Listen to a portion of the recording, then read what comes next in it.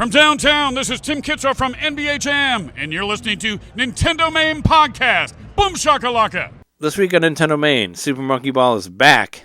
Slimier, ranchier, bad salad. Will I finally get into fighting games?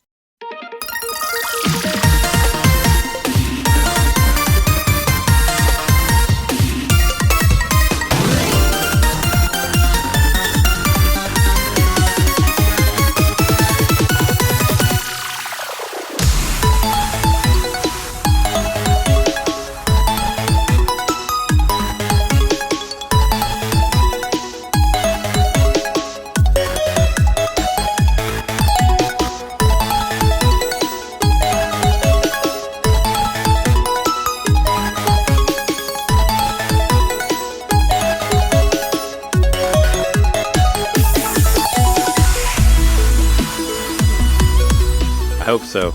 I have my background is for you, John. We got Street Fighter Alpha 3 over here on the one side, and I also have the Marvel Superheroes War of the Gems, the Super Nintendo game. So it's like my own Capcom versus Capcom versus Marvel, or Marvel versus Capcom going on back here. No, I'm excited that you got the Street Fighter 30th anniversary, because I think that game is really good. Yeah. And but we'll get into it later. But let's introduce ourselves. So we are your hosts. Welcome to NintenDomain Podcast, episode 428. Your place to hear Nintendo fans talk about cool new Nintendo games that reference old, amazing GameCube games and other things. And we are your hosts. I'm Trey, Memory Item Overload Johnson. I'm Jeremy. Should I rise to the occasion again? Mikowski. John versus Capcom Knitter. Well, your things that you have from the other Rise don't carry over, so that'll be a rough one. But, I mean, why not? It's still a good game. It's true, though. But, yeah, welcome to NintenDomain Podcast. Let's start off the show as we normally do and talk about games we got and games we've been playing. Actually, we do have a comment from last week's show, which I want to read right off the bat here, that I put on the Slack. So, Jeremy A. says to us from our last direct episode that we did, he says, great episode. FYI, Renatus releases in September in North America. Up for pre-order on the NIS American Store. Developer is Furyu. They did Legend of Legacy and Alliance Alive. Renatus has crossover content with Neo, The World Ends With You, which I did see that, but I don't think we mentioned on the show. That alone made it a day one buy for me. And this is... from what we meant from last week on the Direct, Jeremy and I, it was just us. And Renatus was in the Japanese Direct and not the American Direct. And I was talking about it, being done by NIS and Falcom, and I compared it to Ys, and I think they're correcting me on that as who developed it. But what's pretty cool about Renatus is there's actually a demo available right now from the Japanese eShop, so you can actually play it if you have a Japanese account. And I haven't played it yet, but I've seen a lot of talk about this game. For me, it reminded me of Ys with like that action RPG stuff, and it's cool that it's right around the corner. And it is, I think on our last episode, I said that I wasn't necessarily sure whether we would get an American release of it or not because of how long it's been taken for the Ys stuff and all that. So yeah, it's cool that we're getting like a worldwide release for the Japanese and the American one on that. So that's good. And thanks for letting us know about that. And thanks for listening and all that. And that's the comment we got on that. But yeah, let's start off the show as we normally do and talk about games we got and games that we've been playing. So, John, you weren't on last week's show, so why don't you start off the games that we got and games that we've been playing? I really want to talk about the sale one that you got. Yeah, off let's the just top. jump right into that, sure. Yeah, we already mentioned it a little bit, but I got the Capcom Fighting Bundle. Yeah. Now, there's the Street Fighter 30th Anniversary Edition. And then there's the Capcom Fighting Collection. And what I got was those two together in the Capcom Fighting Bundle. You get both, right? So you get both for like $20, and I think $20. Because they were kind of pricey when they came out. I think the I Capcom. think they were both 30 each. Well, I thought the Capcom Fighting Bundle was like 40 or 50. I think it was 40. Yeah, I think it was 40. You're right. So that's a really good deal. The Street Fighter one was 30. Yeah. Well, the Street Fighter one, I have both of these games, so I don't need to get them again but the Street Fighter one is really, really good. There's like I mean, if you want to know how terrible Street Fighter 1 is, you can, because it's on there. Street Fighter 1 is on there. It's an awful game, but you can play it on there. But also it has a bunch of different versions of Street Fighter 2. So you have Street Fighter 2, you got Street Fighter 2 Turbo, you got Super Street Fighter, Super Street Fighter 2 Turbo, like all these different versions. But you also have the 3 different Alpha games and the 3 different Street Fighter 3 games as well. So you can play some of the really good ones. And I mean... I never played anything beyond Street Fighter 2s, so it's been a long time coming for me. I always was curious about them. I've said it before on this show that back around the PlayStation era, when I had an N64, I was kind of jealous of PlayStation in some respects. They got anime games, and the fighting games too. Yeah, like to see like anime games that looked like exactly like the shows that I was watching at the time, and had all the cutscenes and all that kind of stuff. Like, man, I wish N64 had that. So I was looking at Street Fighter 3 and various other fighting games, and even some RPGs, just with a little bit of jealousy. Just like, I wish I could have that on N64. But now I've got this collection. So it's been cool to actually try these games out after all these years. I mean, I 100%, like, if you're only going to play, like, one thing other than Street Fighter 2, definitely play the Alpha series. Like, 1, 2, and 3 are all really good. And the first time that I ever played Street Fighter Alpha was actually Street Fighter Alpha 2 was released on Super Nintendo. Like, it was a very late Super Nintendo game. And I bought it from Kmart at full price. And it had some loading issues on it, but it was really, really good. Actually, I remember playing it at LCC with Toby and with Tobin Kirk, and yeah, it was incredible. Like the characters are really good and the combos are really good and all that. And when I lived with Tony Harrison at LCC, we played a shit ton of Street Fighter Alpha 3, which I still think is one of the best Street Fighter games there is. And yeah, I wholly recommend Street Fighter Alpha 3. And also, if anybody, if you put a gun to my head and ask me what is the best Street Fighter game, I would tell you Street Fighter 3 Third Strike, the third version of Street Fighter 3. Because this is actually one that I discovered from buying the 20th anniversary or the 25th anniversary. It was a PlayStation 2 game that I got, but it included Street Fighter 3 in there, and I never played it before. And I played it, and like the animation is incredible. Like the way the game looks like is so good. Like it just blew me away. Like how fluid the animation was, and like how the combos do, and all that. And also, some of those characters, they move like in kind of a sinewy way. Like this. Well, it felt like you were watching a cartoon, like an anime, like that sort of thing. And also Street Fighter. Who's the character that's the he looks like Andre the Giant. Like he's clearly a wrestler, but he's just kind of like. The character in there who looks like somebody who's wearing a way too big costume of Andre the Giant. Like he's just kind of like very like loose and shaky, but I don't know. It's a strange character. The animation. Maybe you're talking about Alpha 3 because also Street Fighter Alpha. Well, Street Fighter Alpha as well, which you'll get a kick out of this when you get to play it, John. Is they started bringing in Final Fight characters in Alpha. So Guy is in there and Cody's in there, and they also had characters that you fought in Final Fight as well. And I was thinking about Andore. It looks like Andre, but with an O in it. Maybe that's who you're thinking about, and he's an Alpha. I'm pretty sure. And Birdie as well was also a Final Fight character that's an Alpha. So there's a lot of really cool characters. And actually, Alpha 3, one of my favorite characters of all time is Cody.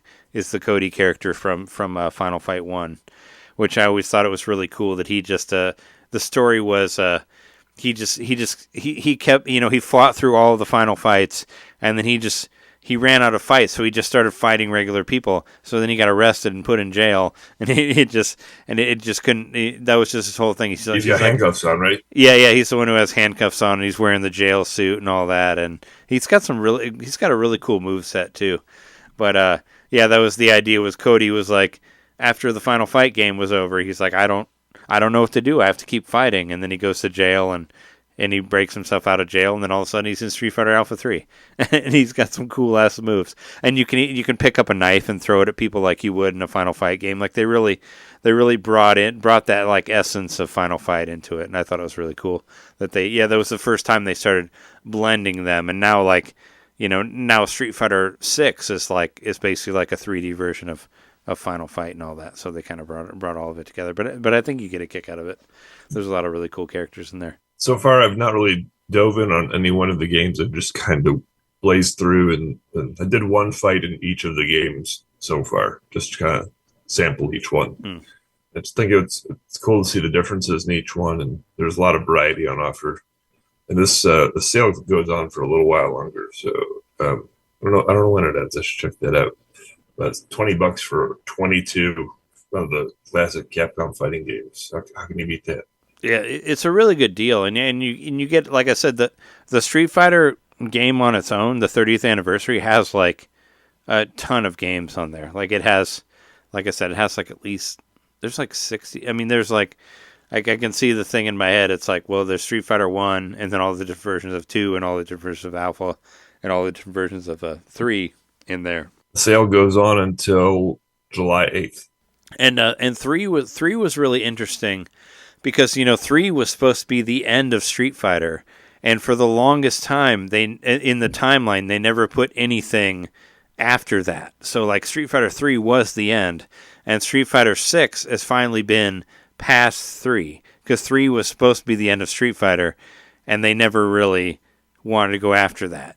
So that was its own thing. But 3 was cool because it's like, hey, let's make it completely different, where we only have a few of the original characters, and we're going to do a whole bunch. And there's some really, really weird characters in 3 as well, which are kind of fun. But also, that was the beginning of Dudley, which Dudley was one of my favorites. Was my main for Street Fighter 4. So he's like the British the British boxer, where he's like, "You're gutter trash." Like, I love that dude. He was so much fun. But yeah, the first appearance of Dudley was in Street Fighter 3. So I'm just saying, if you just get yourself into it, like pour yourself a drink, just sit back, just like experience these Street Fighter games. They're a lot of fucking fun. Like I've put a lot of time into that 30th anniversary collection. I've played all the alphas. I played 1 even, and I just there's a lot of really good shit in there. Like you can lose yourself for hours in there. Like very, very, very, very good fighting games. So there's an intimidation factor. Just I feel like learning a fighting game is like learning a musical instrument, right? I mean, you don't got to play online. I'm just saying.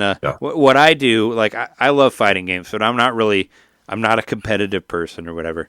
I just like going through the arcade ladder, and I'll just pick a person, I'll go through an arcade ladder and try to learn the character and just kind of do it that way. Just pretend it's an old Super Nintendo game and you're just trying to get to the endings of the characters and just play through it like that. And I think it's a lot of fun in that way. Even if you take out the competitive aspect of it, it can be a lot of fun just for a single player thing. So. Well, I would guess that even though these games are a few years old at this point, and certainly I'm talking about the collections, not the games themselves. That with this sales bringing in a lot of people, I bet the online is kind of jumping right now. I'm curious to check it out and see how quick I can get into a match. Yeah, I've never. Well, I did try random stuff when it first came out, but we've what was it? We played it like way back when, like Joe and Shake. We played this. We played the Street Fighter collection, and we had a great time doing it. It was one of those nights where we were just throwing drinks back and playing Street Fighter, and it was a lot of fun. So, but I mean, I think they're all cross-play too, so I don't think you would have a hard time finding anybody online if you want to do that. I mean, you probably get host, or if you win, they'll send you a bunch of emails telling you you're awful. Or maybe you can't do that through Switch, but that's what I dealt with that when I was doing online stuff on PlayStation 3. When I played some online games or online fighting games, and whenever I won, I got a whole bunch of messages that are like, "Oh, you're a piece of shit. You're awful. You spam me. You're terrible." And I'm like, "Obviously, you're a bad loser. Like, come on." No, I got a whole bunch of hate mail from PS on the PS3 side. I think it was even for Marvel vs. Capcom 2 or Street Fighter 4. If anything, I got online and beat somebody, they were all pissed off and they sent me a bunch of hate mail about it. It's like, dude, like, sorry, I spoiled the only good thing in your life. I'm just here for a second, dude. Like, what I'm sorry I beat you. Like, why you got to be so angry about it? Like, seriously, don't be such a bad loser. But yeah, those games are a lot of fun, and The Capcom Fighting Collection, what is it? It has the vampire game on there where Morrigan's from and all that. Like, Yeah, Vampire Survivors, which I was getting confused about that, but then I remembered. oh, I was saying not Vampire Survivors. That's the other one. No, Vampire Saviors, yep. Saviors, yeah. Well, and there's a bunch of different ones. I actually kind of had a hard time getting into that, but there's I don't know, there's some weird shit in there, and I think the Street Fighter puzzle game is in there as well, like the one that's Which I like that. which a lot. that one's cool fun. too. I was always really curious about that. I think that's Puzzle a cool Fighter? puzzle game. Yeah, there's the Puzzle Fighter game. Oh, yeah, Puzzle is, Fighter's is, great. is in the Capcom collection as well. So you have that. Yeah. And there's also the other one, which is there's like the one where it's like they're chibi fighters. It's not a puzzle game, but that one's in there as well. Bunch Brothers or something where some items get thrown in there, that kind of thing. There's also that one where like it has the really gigantic characters and it's almost kind of its own. It's almost kind of like an RPG fighting game. Like I played through that, and that one was really cool. I wish I could remember the name of it, but it was really I had some fun with that one as well. But it's a really good package for both of those.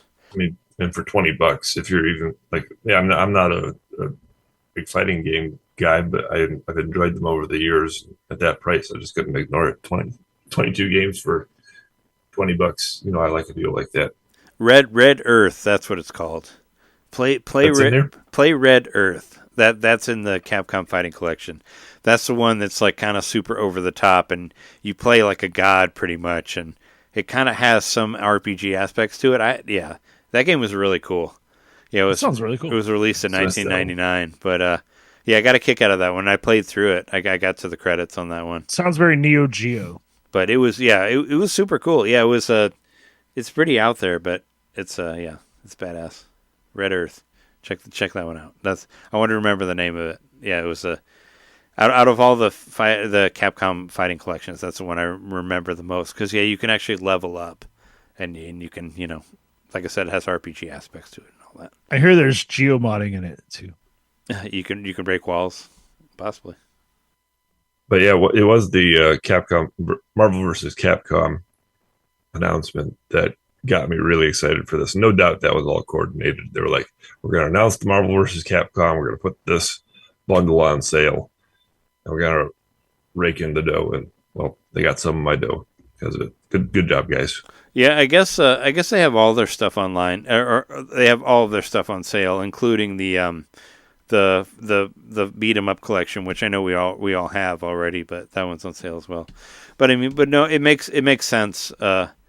It makes sense within. Yeah, obviously, I've seen a lot of articles about the Marvel vs. Capcom announcement in the Nintendo Direct, and yeah, I was super hyped for it because, like I mentioned last week, these games are not available anywhere else. They've been completely delisted. So, like, if you're not buying a fucking arcade 1-up cabinet or whatever, you're not going to get these games. So it was a huge deal for it to come back. And like all of the podcasts that I listen to, everybody is super psyched about the Marvel vs. Capcom collection. I mean, I am as well. Like, I don't remember how far back it was, but on one of my bingo cards that I did, I put Marvel vs. Capcom 2 on there because I was like, I knew it was not available on anything, and I really wanted to fucking play it, but the only thing I can play it on is my old Dreamcast on like a burned CD that I have of Marvel vs. Capcom 2. Like I want a new version of it, and yeah, it's awesome that it's coming out.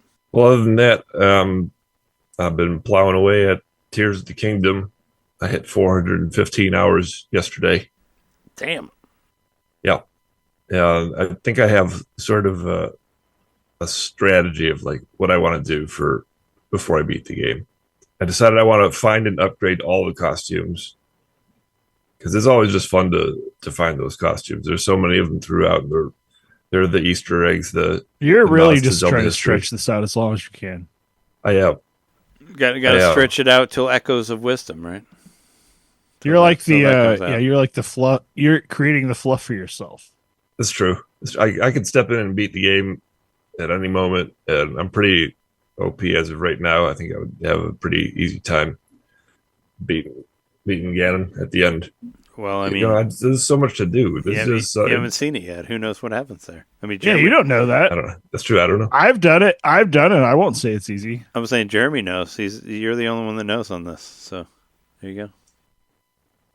Yeah, I'm excited to to know eventually. I'm guessing within the next. I will say, 2 to as 3 far as I weeks. know, you don't get a different ending if you like have all the outfits or anything like that. Oh, okay. Yeah, I'm just collecting them because I enjoy it. It's fun to see what pops up.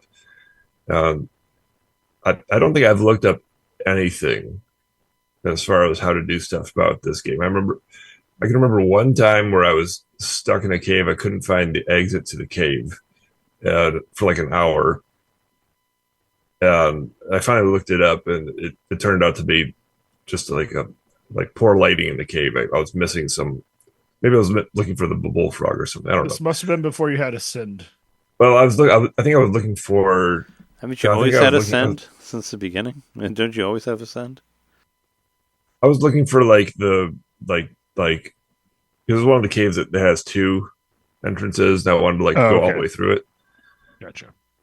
Yeah, but I think that's the only time that I've looked up something about this game. And I just say that to say like it's just fun to like use the many hints and clues that the game provides you to find all these different treasures. Like regarding the clothes, there's the Misko's treasure quests. Now I could look up where my favorite outlet. I could look up where Tingle's hat is and go find Tingle's hat and kind of spoil it. But it's just so much better, so much more fun to follow the threads that the game gives you, such as those 2 guys in the Misko's treasure quests. You'll find them throughout, and they'll kind of like be hyping each other up about the treasure, and you overhear them and hear what they're saying, and then you steal the treasure out from under them. It's so much more fun. There's just so much to do in this game that if you ever get tired on trying to solve one thing, there's 5 other things to go solve right within your view. So just go do that instead, and eventually the other stuff will come to you. I had kind of an experience along those lines this week where I'm trying to get to all the star islands in the sky. There's these little star islands that shaped like stars, and on each of the star islands is a special message written in Zonai that's got to be translated. That's one of the missions. So I was able to find all of the islands on the map, and I was able to get to 8 out of 9 of the islands, and I had 1 more left to go. It's the one that's right in the center, almost in the center of the map, and it's way high up in the sky. I was trying to get there, and building different contraptions. I probably spent 2 hours just trying to figure it out. How do I get there? It was like the last spot on the map that I really like couldn't figure out how to get to. That was, if you played this game, that's part of the fun, is just figure out how to get to different spots using your ingenuity and the tools you have on hand. I'm trying to get to this spot in the sky, and after 2 hours, I realized like, okay, I'm getting a little burned out on this, but I think that I just can't get there until I get all of the batteries. I think it's not really possible to get that high up in the sky. But it's no problem, because I just look somewhere else and I can go do 5, 10, 15 different other things. And I know that eventually, after some time of trying all these different other things, I'm going to be powerful enough to get up into the sky and get that last one. So it's cool. And I'm amazed at how the game is designed like that. Like, I know that was intentional by them. I realized in that moment when I couldn't get up there, I was like, this was intentional. This was put that high up so that you'd have to get so many battery packs, and you'd have to be so far along in the game in order to reach this narrative conclusion, which should be toward the end of the game. And every time I fire this game up, I'm marveled at the design and the effort that they put forth in all these different ways. So, yep, I'll keep playing. I say probably 2-3 more weeks. It's a lot of weeks. I'm just whenever you get to the end, I'll feel like I have to get to the end too of Tears of the Kingdom, which I still haven't played for however long. And you could get there quick. You could probably beat it today if you choose to. Well, or you go play another 250 hours route like I'm doing. I don't want to do that. I just want to go to the end on that game. But yeah, I mean, I'll get there someday, at some point, if we ever decide to do a spoiler cast of it. Maybe we'll do it when it's closer to the release of Echoes of Wisdom or something like that. That's it for me. We had no idea we were getting a new Zelda game this year until last week. So now we have a deadline to have our spoiler cast for Tears of the Kingdom done. Well, now that I saw the style of the new Zelda game, I was like, well, maybe I should try to beat the remake of Link's Awakening. It's kind of what Hey, you sure you can do that in a weekend? That's a good one. I mean, well, I played it. I don't remember how far I got, but I did play it for a time. I mean, I own it, so I played it for a good amount, but I don't know how far I got. Yeah, I know I beat it, and I know because I don't know we what that because we means. both Jess and I both bought it, and Jess beat it, but I did not. I didn't get all the way through. I thought you got it as a gift. No, John did. Or did I John? got You it got it as a gift. John got Yeah, it. from Otis. One of you Thank got you, it. Otis. I bought it as a gift to myself, or something. Jess Yeah, and I but both. I'm really bought it, excited. so remember that? I think like a lot of people, when I saw the clip in the direct, I just assumed, it didn't even enter my mind that this was anything but a remake of one of the Zelda. They set us up with that precedent. This style. I thought it right? was Link Between Worlds, like immediately. I think to bring Link Between Worlds. Yeah, from what I heard, it seems like a lot of people thought that, and I think that's how they were trying to, flip it on the thing of it, where it's like, oh yeah, no, we're going to show you something that happened in A Link to the Past, and you're going to think it's another thing, and they set it up so they could wow you and make it a completely different thing, and I thought it was that's very Link to cool. the Past. I mean, it's an original Legend of Zelda game coming out in a couple months. That's amazing. And Real soon. Thank you for telling us this. Only 3 months out. That's great. I love. that's how Nintendo normally is. These days. Finally. Well, they've been doing this since for years now, but yeah, they've been doing this since the Wii. Since the Wii, they've done this. If you're talking about like Metroid Prime 4, the only reason that was in that direct specifically was because they were trying to get more hype for the Switch, because the Switch had just come out, and it was whatever state it was. But no, but Nintendo has done this for a long, long time. I think they were in California. Yeah, but you know what I mean. They've been doing this for a long time. Even towards the end of the Wii, when they were doing, they're like, oh yeah, Kirby's Epic Yarn coming out in a couple months. They did that. I remember talking about that even back then, where it's like, oh yeah, they don't announce things unless it's a couple months away, which is great. But sometimes you get Metroid Prime 4, but that's I'm completely blown away that they're using that engine to make an all new Zelda game before doing another remake with it, because obviously it was a well received engine. People said it ran a little slow at times, like it had a choppy frame rate or whatever. It was super framey. The Link's Awakening remake was pretty framey, but hopefully it's better this But time. stylistically, everybody was like, and I was one of them. I was like, oh, we're gonna get Link to the Past, or we're gonna get the Oracle games, remade, which makes even more sense. And no, we're getting an all new story within that engine, and I think that's really cool. Like it's the closest thing to Majora's Mask since Tears of the Kingdom. Yeah, three Zeldas in one system. Like that's never happened, right? On one Nintendo system, 3 new Zeldas. I don't think we've ever had that. So. I don't think that's ever happened. So that's pretty cool. And one that stars Zelda herself on there, where she's a professional wrestler now. She can summon tables whenever she wants, and chairs. We talked about that last week, but yeah, that's what I thought of. Just constantly summoning chairs and tables. That's like, it's like pro wrestling. Just reach under the ring, and all of a sudden you have a table or a chair, and you can hit somebody with it. It's like the N64. It's like the N64 games, like Revenge or WWF 2000 or WrestleMania 2000 or whatnot. Why didn't they show off the move where she could pile drive a moblin through the stack of 5 tables? They're saving that for the direct. That's going to be later. That's going to be for the next Like direct. this focus. It's going to be direct, closer. Yeah, the ones that are more towards the September release of it. I think they would be like harming themselves if there wasn't some kind of pro wrestling thing in there, because it just calls for that.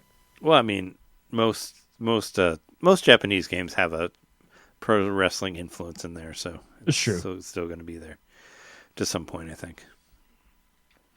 I mean, it's everywhere. Like, well, I mean, You even see it in Chrono Trigger. Well, I was gonna say it's an older game, but it's all over. Like Paper Mario Thousand Year Door, like has pro wrestling shit all over it, and I mean, but that's a lot of games.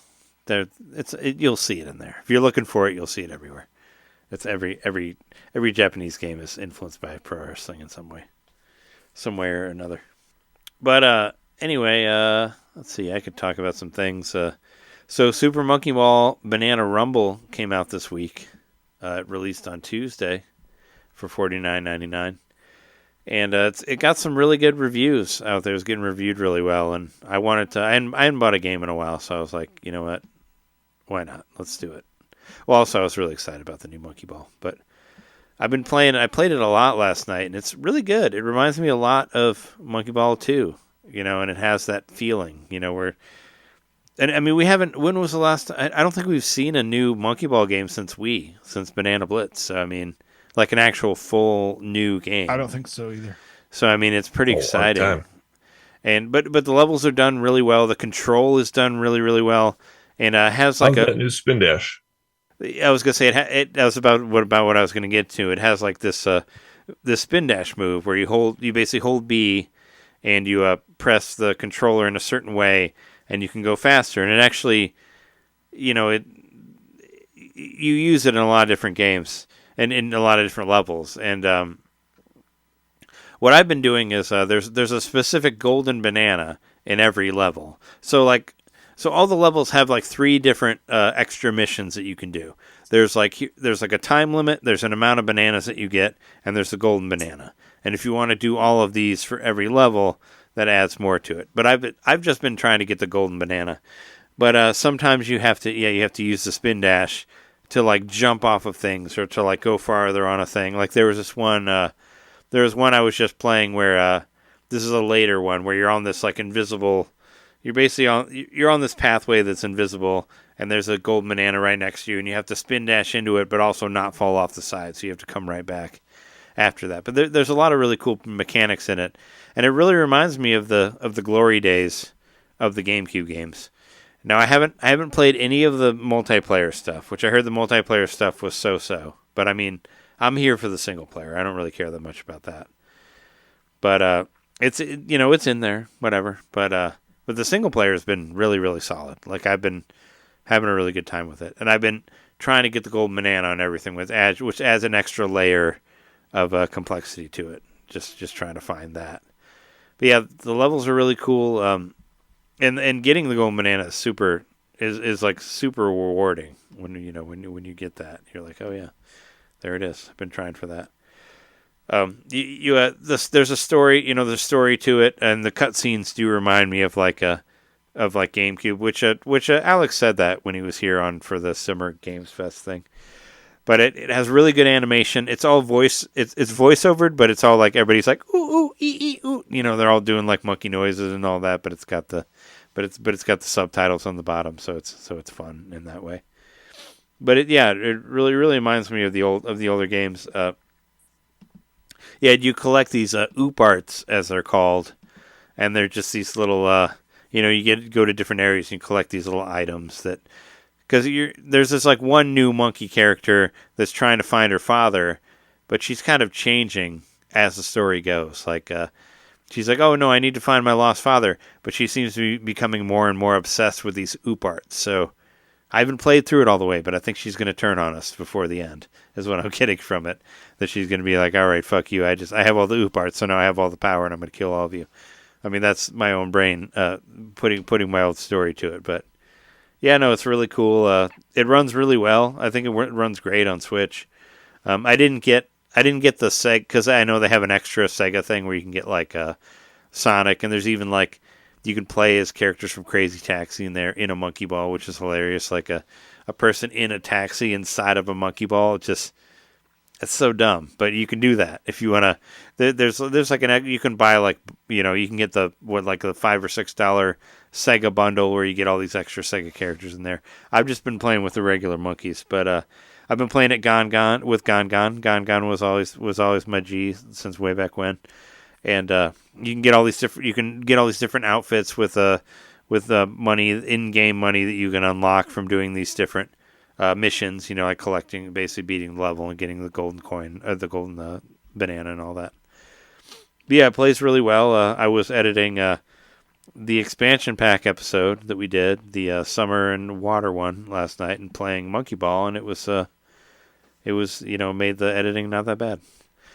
It's a smooth game, and it's a lot of fun to play. And I'm definitely planning on playing it all the way through and all that. And once I get through the single player, I'm planning on trying out some of the multiplayer stuff, because I know there's kind of sort of like a battle royale-ness to it or something like that. There's like a racing mode where you race with a bunch of people and all that. But I like it so far. It's definitely the best Super Monkey Ball game I've played in a long time. I mean, the other ones were all remakes, but this one has you can feel it. You can feel the feeling in there that it feels like those older ones where they actually figured it out finally. They figured out the way the game's supposed to play and whatnot. But aside from that, I've still been playing Perfect Dark on the Nintendo 64 Mature app on Switch that got added last week. Still playing the shit out of that. I did get on our regular weekly stream, our Wrestle Chat stream that we do, I did get Joe to play deathmatch with me for a second on twitch.tv/NintenDomain podcast on Monday. And yeah, it was pretty fun. I mean, he got destroyed on there, but I made the mistake of putting too many smart bots in there, because you can add a whole bunch of different sims in Perfect Dark, and I put way too many medium sims, and they're the ones who come up to you and automatically knock the knock the gun out of your hand, so they'll automatically disarm you. So you gotta be aware of that. And we ended up losing. We lost to the computer on there, but yeah, you can find it on YouTube. I put it up on there. We spent way too long trying to explain how to switch the controller around and all that. But I still want to do that counter up thing that Jeremy and we talked about last week. I would still love to do that online. We didn't do the counter up because the counter up. Yeah. Yeah. Well, I mean, Joe wasn't that familiar with Perfect Dark, but I was just like, we got to play it one time, and it was kind of like. It was one for another. It's like, he's like, I'll play Perfect Dark with you if you play Fortnite with me. So I did. They've been wanting me to play Fortnite for whatever long, because Joe loves playing Fortnite. So I did. I re-downloaded Fortnite because I heard about the new Fortnite Reload mode, which just came out this week. I don't know if you heard about that. It's basically, I don't know. They're really good at keeping this game fresh still, even though it's a free game. So Reload mode is a less amount of people. It's 40 people instead of 100. And the idea with Reload mode is that you can actually come back to life after you get killed in the game. So as long as your squad is still alive, you can be rebooted, as they call it. So you basically play in squad modes with 4 people, and once you die, as long as one person is alive still in your group, you can be brought back to life. So you'll reboot, as it says in the game. And you have to, and one person has to live for the next 30 seconds, and then you'll all be reborn, and you'll drop back through the sky again. You'll skydive, and you'll come back down, and then you can. Oh, that seems keep fun. Fighting and all that. So that's the new Fortnite thing. It's called Fortnite Reload, and it's pretty popular. Apparently, everybody's been playing it. And I read a thing about. I want to try that. I read a thing about it, and I downloaded it because, like I said, Joe's been asking me for a long time to get Fortnite so we could play it on Switch, and I was like, I downloaded it just because I wanted to play Reload, and we did play Reload, and it was pretty fun. We played some rounds. You can find it on our YouTube channel, youtube.com/NintenDomain podcast. But yeah, it's now you can finally come back to life on Fortnite. But it's still whoever lasts the longest, and once you get to a certain amount of people, the respawn stops happening. Once you're down to I don't know, like 10 people or whatever, you won't be able to come back to life. But it's not like it's not based around like how many people you kill. It's still about survival and that sort of thing. But I don't know. You have it, Jeremy. It's free. Check it out. It's pretty fun to fuck around with. There's still a whole lot of people playing Fortnite. And I was at my mom's house. I like Fortnite. I go back to it every once in a while. Yeah. Well, I re-downloaded it just so we could play, and it was pretty fun for what it was, just to try out the reload stuff. And I was Joe and Logan, they both have much better character skins than I do. I still have the one that you got when you first downloaded it for free. But Joe had like Snake, Solid Snake from Metal Gear Solid, and I was like, man. I was like, I don't want to pay money for these, but I still just have the regular one. But when I said as my nickname earlier, when I said a memory item overload, is so, we mentioned on the show before, Jess and I, we bought a house, and once you have a house, your parents want you to take all the things that they have of yours from them. So that's what we've been dealing with. My mom was like, once I had a house, she's like, you know what, I got all these boxes of shit. I've been saving all of this shit of yours for however long. It's now time for and now me it's to time be relieved of this burden. Exactly. Actually, she wanted me to take it before we even moved here, and it was like, she's like, "Oh no, I thought maybe you should see all of it before, when you're designing where you're going to put shit and all that." And I was like, "No, it's already enough fucking stress trying to get into this house." Anyway, it's been a long time coming. My mom's really been wanting me to come and get all these boxes of my shit that she's been saving for me for however long, and it's very ridiculous the amount of things that are in there. But anyway, we went to my mom's house over the weekend to get all these things, and basically all week I've been trying to. Well, we went to Peoria, my mom's house, and we went there Friday night, and Saturday morning we rented a U-Haul and went to this storage space that my mom has been renting out, just to keep my shit that is there. And we put all of it in the U-Haul, and then we drove the U-Haul to our house, and then we unloaded everything, and then took the U-Haul back. And we were so exhausted after we unloaded everything that we're obviously not going to put them in anything. So this whole week, I've been slowly bringing things from the upstairs to the downstairs to try to figure out where I'm going to put things and all that. I mean, you can't see it, but if you just look a little bit to the right here, you would see just comic books everywhere. I have like 20 long boxes and a whole lot of comic books just spread all over the place of all these comics that I had, got when I was a teenager or whatever. And there's even other boxes with like fucking Donald Duck comics and New Kids on the Block comics and all these fucking comics that I had when I was like a wee youngin' and all that. And that was stuff from college, right? The New Kids on the Block comics? No, those are from grade school. But I remember seeing you laying on the bed reading those New Kids on the Blocks comics. I didn't know they existed until I just looked in that box last night, and I was like, "Oh my god, I have like every issue of the New Kids on the Block comics." Does anybody care about that? Probably not. But I was going to try to sell some of these. But you're always known to hang tough. Yeah. Anyway, I got a ton of shit that I've been trying to go through, and that's why I said a memory item overload because, I found a lot of cool shit. I have a ton of Earthworm Jim toys. There was Earthworm Jim action figures that probably came out in the mid to late 90s. Mid 90s was the show. Well, yeah, you can see right over here. That's the Earthworm Jim toy that I just put over here. This guy. Hey, Jim. This is the main one, but I have a bunch of these. This is the regular looking Earthworm Jim, but also there's some Mortal Kombat G.I. Joe toys over here. There's a Street Fighter miniature Guile over here, there was a Mortal Kombat G.I. Joe crossover. Well, I mean, they're Mortal Kombat toys, but they're basically figures. The way they're put together, they look like G.I. Joe figures. Because Street Fighter had a legitimate crossover, but I don't think Mortal Kombat did. Well, Guile was in the army, so yeah, makes sense. Yeah. We talked about it with Sam when he was on last from Toy de Jour. Yeah, like 10 years ago. It was a long time ago. But the Mortal Kombat toys, the structure of them, they look like G.I. Joe toys. That's what I mean. If you understand the way that they've got the articulations. Yeah. The way the arms move and like the way they twist and all that, they're exactly the same as the G.I. Joe toys. That's why I was saying Mortal Kombat G.I. Joe toys. But they look, they're constructed the exact same way as the G.I. Joe toys are. But probably the most exciting thing was I found a ton of wrestling toys. Like I got like back here, this one over here. This is like an original. We got an original Sting WCW toy.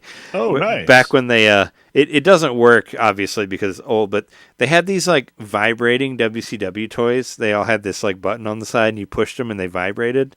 I don't know why. I got a bunch of them. I got like Lex Luthor. I guess you really like WCW. Well, you were supposed to. Weren't you supposed to put them in like in the ring, and they would like? Yeah, I guess they're supposed to. Yeah, I guess they're supposed to kind of fight each other. But yeah, I got Lex Luger. I got a Hollywood Hulk Hogan like this. I got Scott Hall.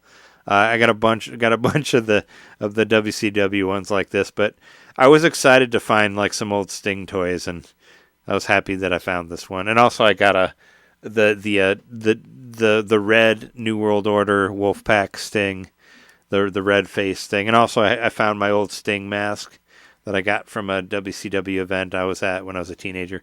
So I'm finding all sorts of fun shit in here. Not to mention, I have a ton of 10-inch Marvel figures that I was always planning on putting on this window over here. I have a Blade toy like before the movie, like a comic book Blade toy, like a 10-inch Blade toy with the red shirt and all that, like pre Wesley Snipes. Is pretty amazing. So I got that and a bunch of different Spider-Man toys, and I got like a Cable toy and Bishop, and there's a couple X-Men things in there, but yeah, it's pretty rad. Must be relieved in some sense that all your stuff is back in your possession, and not everybody's stuff survives being kept at mom and dad's house. That is true. Oh, no. Yeah, my shit's been gone for so long. That is true. I know a lot of parents do like throw their stuff away or whatever and don't meticulously keep every inch. Like I have a box that is just like every picture I ever drew in art class or whatever that my mom was very. I mean, it helps that you're obviously she has stepchildren, but you're the. Well, I guess she has your sisters and stuff too, but like. I guess I'm the only like blood kid or whatever. But my mom is very detail oriented, much like me, where she would keep every piece of whatever, that sort of thing. So yeah, there's my train. There's a box that's just like my train set or whatever, and I'm like, what do I even? Or I like old models that I made. Like I'm like, what do I even do with this stuff? Or like a box of like seashells that I collected from whatever. Like it's just a whole bunch of weird shit that I'm like, I don't know even what to do with this stuff. I mean, it's on you to get rid of it. Your mom didn't want to do it, but like you can get rid of this stuff now if you want. Well, I mean, my mom actually did like for a while there. She did like send me a bunch of pictures where she'd like put everything out and be like, all right, what do you want to keep of this? And I would like circle whatever I wanted. She's like, I'll throw the rest. She kind of be like culling the stuff. But there was also some things she didn't ask me about, like seashells. Like, you have a box of seashells? Like, I don't even know about this until we got it. And I was like, I don't think I need any of these, but now we have them. Well, your dad. So, yeah. Stuff with your dad, maybe she thought that was important to you. Sure, yeah. But I mean, she didn't, or like the models, like she never really showed me any of those. Like, to be like, what do you want from these? I'm like, what am I going to do with like a fucking car model that I made when I was 10 or whatever? You know what I mean? I don't know. But no, there is. But as what you were saying, John, there is like some relief, just that I do have it all in my possession now, that I don't have to. They don't, I don't have to worry about them having it or trying to, because you're always like, well, yeah, your parents have whatever thing from you, and you have to. And my joke is what I would say is, my mom wants to get rid of any evidence that I ever lived at her house. That's why she wants me to take all these boxes away from her. Which is a funny joke, because my parents were doing that like when I was like 18. Yeah, your mom's doing it when you're like in your 40s. Wants to get rid of Wants to get rid of my. It's okay, Trey. Get rid of my existence. Wants no one to know that I was ever associated with them or anything like that. That's what I was thinking about it. It's like, yeah, get rid of any evidence that you ever had a kid, that you ever saved shit for or whatever. But yeah, it's all here, and yeah, we just got to figure out what to do with it. But at the same time, it is kind of fun to look at all the old. And I've been having a blast looking at the old wrestling toys because I got a lot of really good old WCW stuff. I have like 6 different Hulk Hogan toys. Like I have like one WWF one, but I have a ton of like Hollywood Hulk Hogan WCW toys. I got a bunch of those, and yeah, I was excited to see. Like I said, I was excited to see the old Sting toys and like Roddy Piper and like and Dusty Rhodes and like all these. I have all these like really great like old like '90s wrestling toys that I'm like, and I have the ring too. Like I actually thought about it. I have a little like, and it still works. There's this little like thing with buttons that you can press by the ring that's like you're out, and it does the countdown and all that. I thought about putting that by the mic and annoying anybody who's listening to this episode, but that's your soundboard now. Yeah, no, I mean it's pretty cool. I'm surprised it still works, like because a lot of it, like a lot of these, like the batteries are all, they all got battery acid and all that. I'm sure like that Sting, the vibrating Sting, I'm sure there's battery acid in there if I took it apart and looked at the batteries. I had my old Ghostbusters because I have a Ghostbusters projector that I had as a kid. Like I took that apart and all the batteries had acid all over them. Because I know that when you're talking about you put the ghosts on the wall. It's like C or D batteries. Yep. Yeah, it's both. It's like D batteries and 9 volts. It's really weird. Like because I took it apart and looked at it. Yeah, it's like 2 D batteries and a 9 volt. I'm like, what? But no, it's basically kind of like it's like putting the thing on your face, but you project it on the wall and you like hold the trigger and you move it. You know what I mean? Viewmaster. Yeah. Like or whatever you call it. The Viewmaster. Viewmaster. Yeah, it's like a Viewmaster. Well, I say it's like a Viewmaster because it has like a disc that you put in it that has different slides, and you can move it to different ghosts, and you hold a button and it projects it on the wall.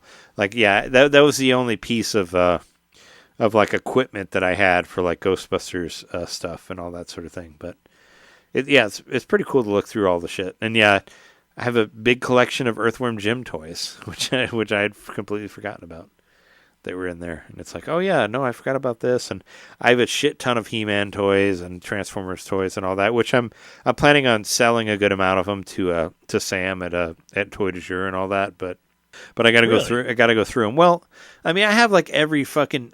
I think I have the entire set of the original He-Man toys, like the ones from our childhood. But I don't. Okay. I don't know what to do. I don't need all of these action figures. You're not really a big He-Man fan. Yeah, I mean, I want to keep, like, I'm planning on keeping the play sets. Like, I'm keeping, like, Grayskull and, like, Snake Mountain and that sort of thing. And I like some of the... Do you have the Battle Damage, Skeletor, and He-Man? Yeah. No, like I said, I think I have all of them. I think I have all of the first run that we had when I was a kid, when we were kids. But I don't need all of them. But I don't need all of those. Furry. I had a figure that was, like, furry, but it was, like, really short fur that was, like, weird. There's a couple of them. They don't last that. I mean, it was pretty gross when I was a kid. I remember that furry one was not didn't last very long. But I'm just saying, I don't have I don't have spaces for all these, and I don't necessarily need to keep all these He-Man toys. So maybe if I can sell them, then why not? But I do want to keep some things. Like I want to keep the play sets for sure, and I want to keep some of the vehicles because there are some pretty cool He-Man vehicles, and I'll keep a couple of the toys. If Grayskull's mic still works, that would be a fun thing to do as an effect. The mic is a Snake Mountain. I think is what you're thinking about. Oh, Snake Mountain. Okay, yeah. Because Snake Mountain has the had the echoey. That's thing the one that we talking had. to. We had Snake Mountain. Mm-hmm. Yeah, I think we got it at like a garage sale or something, but we had that one. And I have a ton of Star Wars toys too. It's just kind of like a lot of it is like, I want to display these somewhere, and we have some ideas. We were actually talking about it earlier. Jess and I about finding ways to display the toys because it's like I don't want to keep them in boxes. Like if I'm going to keep them, I want to look at them. I want to have them out where I can where they can be displayed and all that. So it's all like how much space do we have and where can we put them and all that sort of thing, which is kind of well. You have a lot of space still to work with in the basement, I think. Yeah, we were talking about putting stuff on the stairway to the basement. I was going to say the staircase because the staircase is really has a lot of height to it, so yeah. So yeah, that's basically what I've been doing, getting memory hold with with all my old toys and stuff. But it's pretty cool. I mean, it was a little overwhelming, but it's also it does feel better to at least have them here. I just need to figure out where to put them and what to do with them and all that stuff. But I was pretty excited to, like, I have a lot of really cool wrestling figures. Like, I have a really old Ric Flair figure from, I don't know how, like, one of the old, like, rubber ones that doesn't even move. Like, one of those old-ass Ric Flair ones. Oh, nice. Yeah. And even, like, I have some of the small WCW ones. Like, I have the, what was it, the Steiners, the Steiner brothers. I have those old WCW toys. Those are probably the first ones I ever got, like back in the early, like when WCW was first starting. Like, yeah, they don't move. They're just the rubber ones that they have their own like poses or whatever. I think it was LJN that made those toys. Same company that did the video games. LJN. The old WCW toys. I mean Yep. they're all open, so I don't know what the company was, but it could be. Remember those the thumb wrestlers? Remember those? You stick them on your thumb. Anybody? No. I mean, I remember the thumb muscle. wrestlers? I remember the muscle guys. That's like my wrestling figure knowledge. it was Galoob, is who made Okay. them. I just looked it up. 1990 WCW Galoob figures is what they are, not LGN. Also made the Genji. The Galoob did. Yes. Okay. So yeah, those old WCW toys. And these are worth, I mean, the wrestling toys are actually worth a decent amount, but I don't know. I like them too much. I don't want to sell them. But I mean, now is that if I was going to sell them, now would be the time to sell them because pro wrestling is hot right now. It's the hottest it's been since the time when I got these toys, since WCW versus NWO now, or WCW versus. I was say AEW always trends on Twitter. Like, well, number yeah, one. that's what I'm saying. If I wanted to make like, if I was thinking about trying to make money off of my collection or whatever, now would be the time to sell the wrestling stuff because pro wrestling is hot right now. It is as hot as it was back in the days of WCW versus WWF. Like with AEW versus WWE and all that. So this would be the time to go for it. But also I like those toys a lot, so I don't want to get rid of them. Oh, there you go. Those are the thumb wrestlers. John Remember those? showing this. I don't think I ever had any of those. They got little holes on the back. They're all kind of like in a almost squatting position. They But got then, big buttholes. yeah, not butthole. They're holes on their backs, not their buttholes. They're buttholes. They're totally Yeah. buttholes. Yeah. No, seriously. But you stick your thumb in, and I guess it's supposed to be a play on thumb wrestling. Of course you do. Those don't vibrate. I think that war was declared before you even said what you said. War were declared. You know, they say you have to declare the thumb war. You're like, once I put the thumb in there, the war's already declared. Anyway, that's all my stuff. Why don't we take a break and then we'll come back and talk about Jeremy's stuff and whatever news yeah. that we have.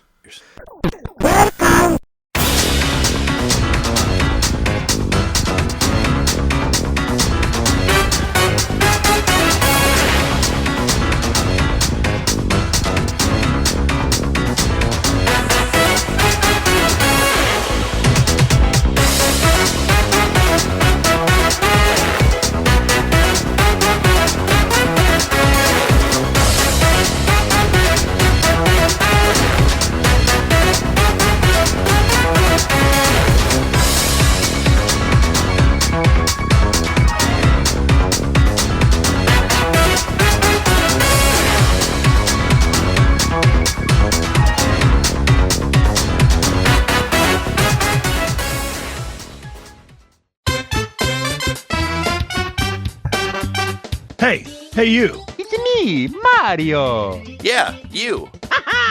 Subscribe to our Patreon to hear our bonus shows, which happen every month. I'm tired. Tired of all the big corporate podcasts spoon feeding you the same old video game news on every single show? Spaghetti. Ravioli. Then expand! With NintenDomain Expansion Pack. It's us talking about old games that were important to us. It's us interviewing people that we meet at conventions. And heck, it's live shows from those same conventions. It's basically everything you could want that NintenDomain ever made. Here we go! And it's just $1 a month. That's less than a bad indie on the eShop. It's $12 a year, which is less than Nintendo Switch Online.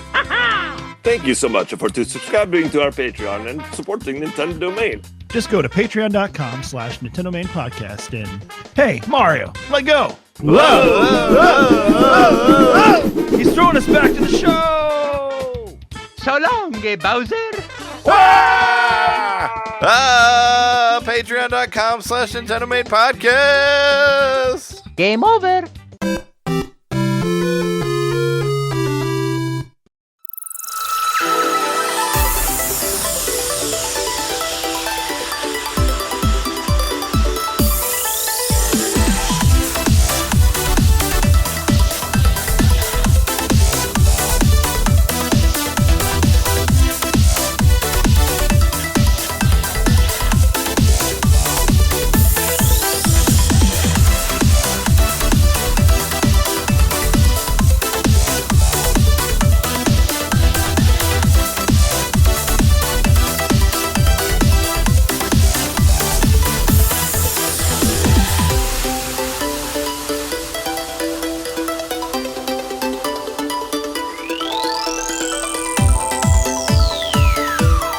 But anyway, all right, so we're back from the break. Jeremy, what have you been playing for the week? This week, I played a lot of Balatro because I always play that.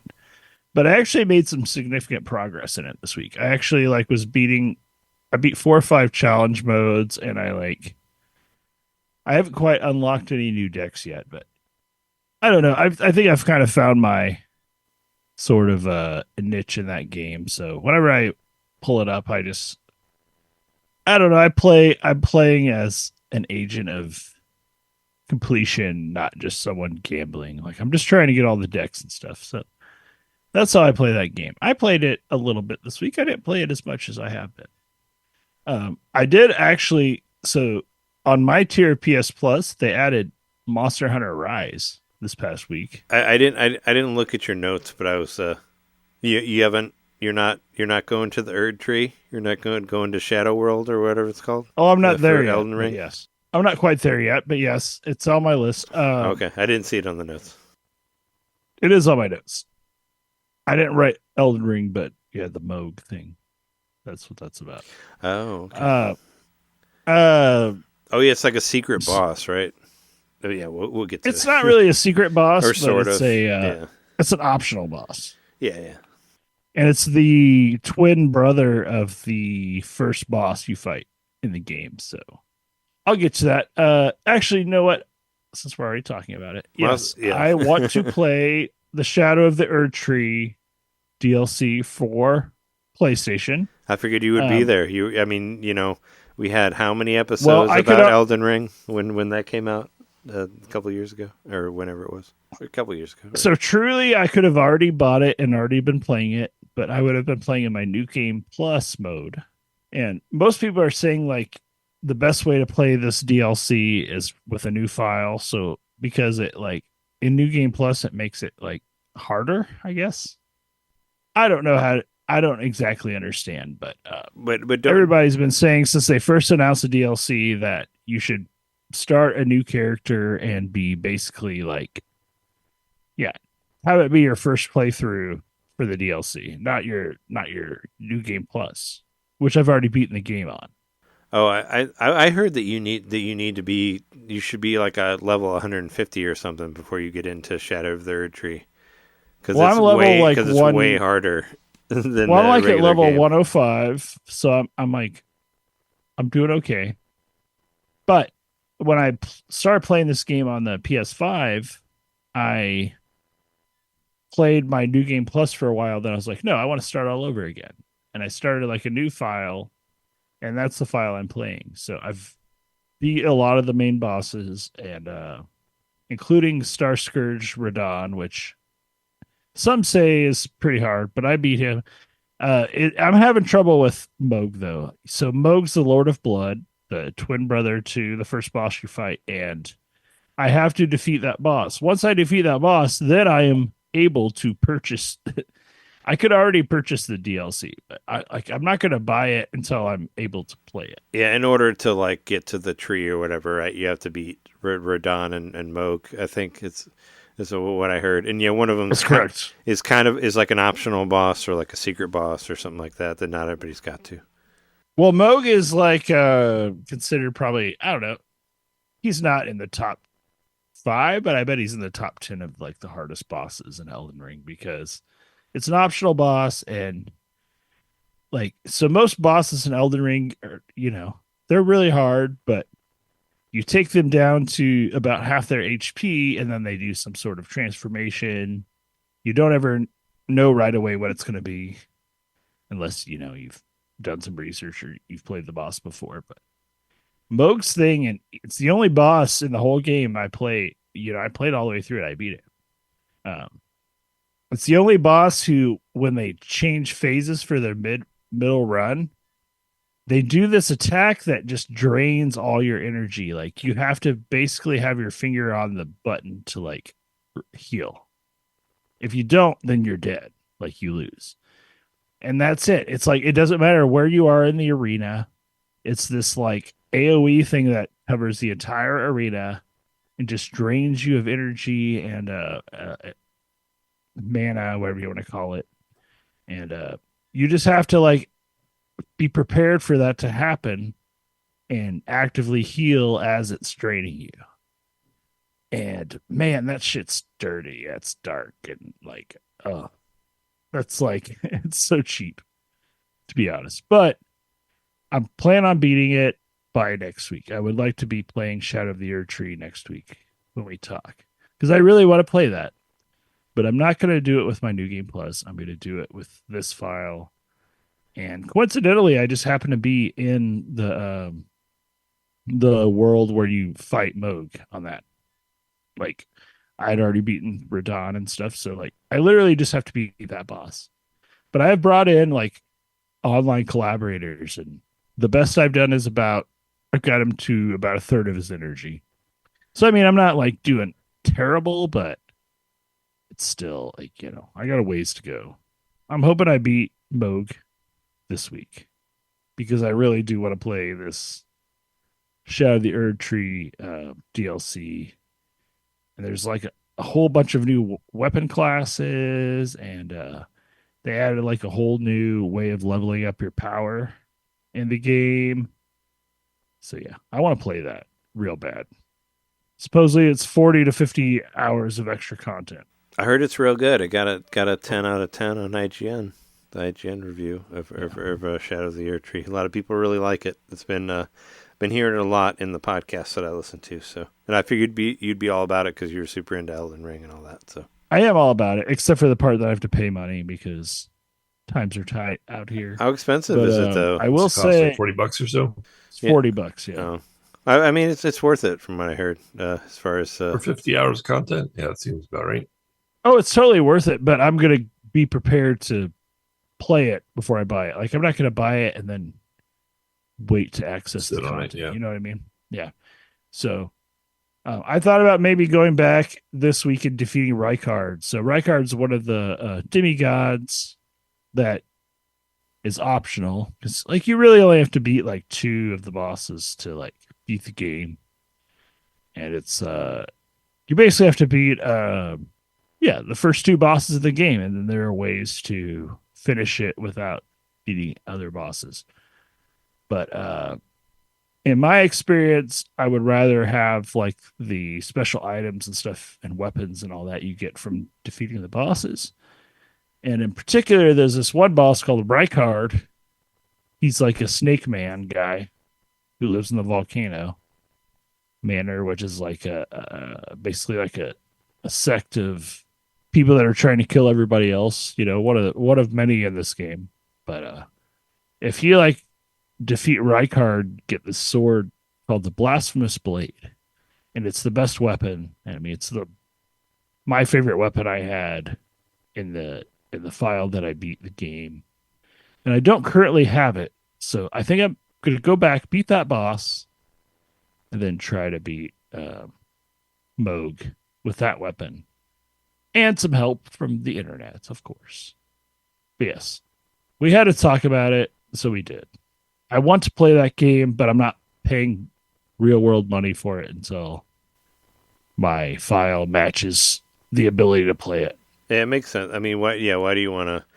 You don't want to buy a thing if you can't play it, obviously. And DLC is always can be complicated for other games, where it's like you have to do what was it where we bought the DLC for that one game for the Messenger, but you had to beat the game all over again like this. Some things are like that. Why about the DLC for Celeste? And I never. Well, I think it was free DLC, but I never actually played it because I didn't meet the requirements. So it's like, this time around, I did my research, and I know I don't meet the requirements. So I'm not playing the DLC until I can. Exactly. Yeah. You don't. I mean, yeah. That's what's always tricky about DLC. It's like, can you automatically access it? How do you find it? Like that sort of thing.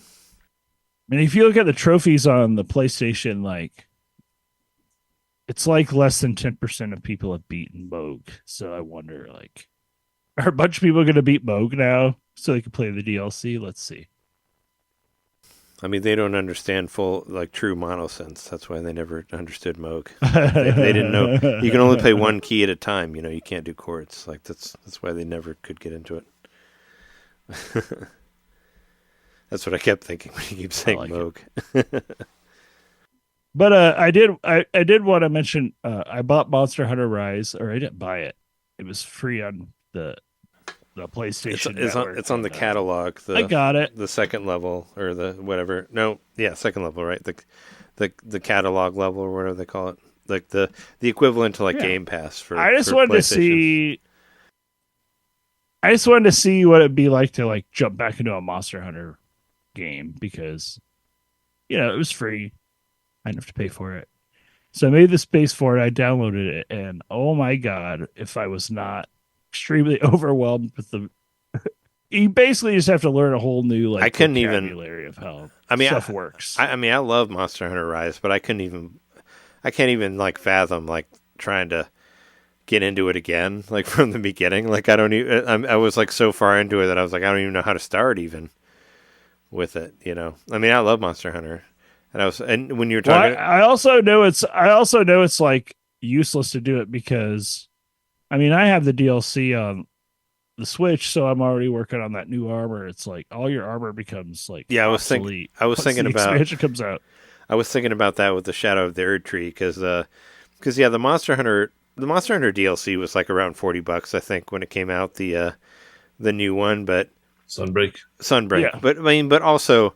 It's Monster Hunter, so this DLC you'll get 500 hours out of it if you want to. There's a shit ton of you're not getting overcharged. Is what I'm saying. You'll get a fuck ton of time out of it because any Monster Hunter thing, if you understand it and you play it, you will get hundreds of hours. I mean, I put 150 hours into Rise before Sunbreak or whatever. I put. Yeah, plenty of hours into that game. It's very. I bought Sunbreak, and I played some of it. I bought Sunbreak too, and I fell off. So. I really liked. I really liked it, but it also gets really hard because Sunbreak, I think, kind of similar to Erdtree, right, where it's super. It's the super game or whatever. It gets way harder. When it expects you that you're pretty good at Monster Hunter, so it's very much S tier player level or whatever for Sunbreak. But I mean, I played a good amount of it and I had a great time with it, but it also got to the point where I was just getting my ass handed to me and I needed an actual dedicated team to get through, because the monsters get really, really hard in that as you expect. I mean, that's kind of what they're going for there. Yeah, I'm going to not go back to Rise. I just downloaded it for fun. I just wanted to see what it was like. I wanted to kind of remember because I am excited about what's the next one? I forgot what it's called. Wilds. It's Wilds, yes. Yeah. I plan on playing that. I plan on getting that day one. So I just sort of wanted to reacclimate myself with a Monster Hunter game and on PlayStation because obviously Wilds isn't coming into a Nintendo console right away. Well, I mean. So if I'm going to be playing that game, I'm going to be playing it on the PS5 most likely. I bet you anything it'll show up for Switch 2 whenever that gets announced. Because, Yeah. I mean, who knows? I mean, I don't know what date Wilds is coming out, but... I mean, we still don't have Monster Hunter World on the Switch. It's like, Well, why not? they can't handle that, but Rise came out after Worlds, and it was made specifically for Nintendo, so Right. I feel like Wilds is going to be a Switch successor game for sure. And I agree, but if I'm like really like into Monster Hunter and I want to get into Wilds day one, then I just need to reacclimate myself. So who knows if I will actually do that. I do tend to hop on hype trains, I'm known for that. Just because like now that I have the I have the hardware to do it, I want to try the shiny new stuff. But I will say when it comes to shiny new stuff, what I'm playing the most this week, I don't know how shiny and new it is, but I've been playing it. This game's been out on Steam for a long ass time, but it finally came to PS5 a couple weeks ago. Slime Rancher 2. I was a huge fan of the original Slime Rancher, so it only makes sense that I would probably like this one, and I do. This is the other one that I lost. I dropped it back. Is that the Undertaker? No. Macho Man. This is fucking Macho Man. Yeah, it's like, yeah, slap it to it, slap it to a Slim Jim. No, fucking the original, Macho Man Randy Savage right here, the '80s figure. That's pretty awesome, I think. Yeah, with that original, the original star underwear and all that. Yeah. You're going nowhere. Well, that's from Spider-Man 1. But yeah, Randy Savage. I was pretty excited that I found that. I got Ultimate Warrior 1 too. And Ted DiBiase, $1 Million Man. So if there's anything I had to say about Slime Rancher 2, if I were just going to like go out on a limb and be like, should you play this game if you like the first one? I would say anybody who hasn't played the first Slime Rancher, just play this one. Because in my opinion, and some reviews I think have elaborated this opinion to some regard, but it feels like the team or whomever was making it like actually finally had the ability to make the first one the way that they wanted to make it. And that's what I feel about this one. I think it's a remaster of Slime Rancher. It's not a true sequel. In fact, there are some missing elements that I'm like, maybe they're going to show up still. I don't know. But for the most part, this is just like a more streamlined version of, this really. I mean, it's similar to. There's a lot of games where you're kind of like going around and you're like finding notes from somebody who was there before, That's what this game's all about. It's all about finding these notes of like somebody who was exploring this region before and how, they chose to react to it and how they adapted to it and all that. But I just recently and it was the very last item in my inventory that I could have as an actual item that I could use whenever I wanted.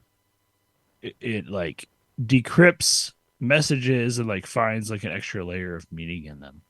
So essentially all the messages I found around the island, I'm going around, I'm finding an extra level of messaging, a sort of hidden layer of messaging in them. So I don't know what that means. The first Slime Rancher didn't actually have an ending. I would say you love Slime Rancher, but there was not an ending. I was like, okay, I think I need to do something here. And I finally got on the internet and it was like, oh yeah, you can't do anything there unless they do an update, which they never did. They made Slime Rancher 2. So that's sort of where I'm at in this version. I've gotten to the point where I'm like, most of my shit's updated or upgraded to the ultimate level. I've unlocked all the different farming areas as far as I know, according to the map. And now I'm just kind of like, okay, now what? So I don't know. But I actually paid real life human money for this game. You bought it. I paid $20 because it was on sale. Yeah. And I've enjoyed it. I like it. I put a lot of hours into it, but I will say it just sort of feels like it's ending like the first game. And it says in like when you first boot up the game, it says it's still like in pre-release, which kind of pisses me off because this game's been out for a really long time. Are they really still saying it's pre-release when it just came to the PS5 finally? But yeah, apparently it's still in pre-release, so maybe I just ran into the wall of development. But I like this game. You do? They added these butterflies, and I don't know. I think everything is a little more streamlined as far as how it works. Like, it's still like super convoluted ultimately, but what resource game isn't? Do you still have like the stock market, like where different slimes are worth different things? Yes. And you kind of like but it doesn't seem to get matter to as fuck with much. that. Like that was fun with Slime Rancher 1 from what I played of it. I think a lot of Slime Rancher 1, what they got right, is still here, but the new stuff they added is still so alpha. Like they haven't like figured out what they want to do with it, that I think it like ruins the other stuff. So I've just been going out of my way to unlock the entire map and get all of the upgrades. And right now I'm pretty much at a point where I'm like, I don't know if I'm ever gonna beat it, but I bet I put at least 40 hours into it the last 2 weeks. I might be about done with this game. But you know what? These games come out and they appeal to me and I play them. So That's the true. developers are doing the right thing. I think last week you called it Slime Hunter, but I was like, oh, it's got to be Slime Rancher. Well, I didn't even talk about it last week because we were talking about the direct. Well, last week you said, I've been playing a game for a long time called Slime Hunter, but we don't have time to talk about that. Oh. But I mean, whatever. I figured it was Slime Rancher. I put it together. Hopefully the other listeners did as well. There was one thing I didn't mention that I do want to talk about, just as a cool piece of video game history. I got a Pong table from my mom's house as well, and I put pictures on the Slack for you and John if you get to see it. But it's Which I've actually played that when it was functional. I was saying you probably played it. Yeah, well, when I was in high school, we played it a lot. My friends and I did. And it's a Pong table. My dad actually won it like through a lottery at a bar, and Is it Atari or what company is it? it's not Atari. It's a Pong table, so I think it's pretty old. I mean, I can't see a specific company on it. It basically just says Pong, and it's basically it looks like a table, but there's a TV in the middle. There's a tube TV. There's a CRT in the middle of it. And there's different, so there's regular Pong, but they're basically considered different sports. So like regular Pong is called tennis.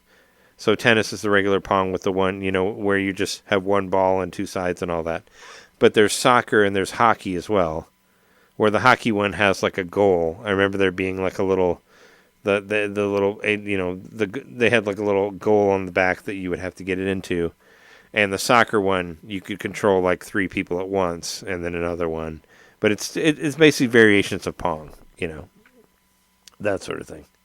That's cool. But yeah, it was my dad won it from a bar, and we had it for however long. And in like '99, when my mom moved to their new house and all that, and got married, they changed it to where they basically put a bottom on it, so now it's like a full length like table, where before it had like wheels on the bottom and it was shorter, but it has like it has wheels on the side, so you move the wheels around to move your paddle to do the Pong stuff. But it's pretty cool. I haven't. Tomorrow is the plan.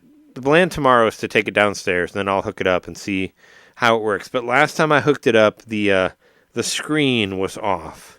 So I need to figure out how to fix that. Where like you turn the TV on. So normally it would have would be centered. It's like half of that. So like it's off. So maybe, it should be here, but it's like over here. So if you're playing like hockey, you'll only see like one goal and one So you're side of hoping it. there's some like controls you haven't found yet.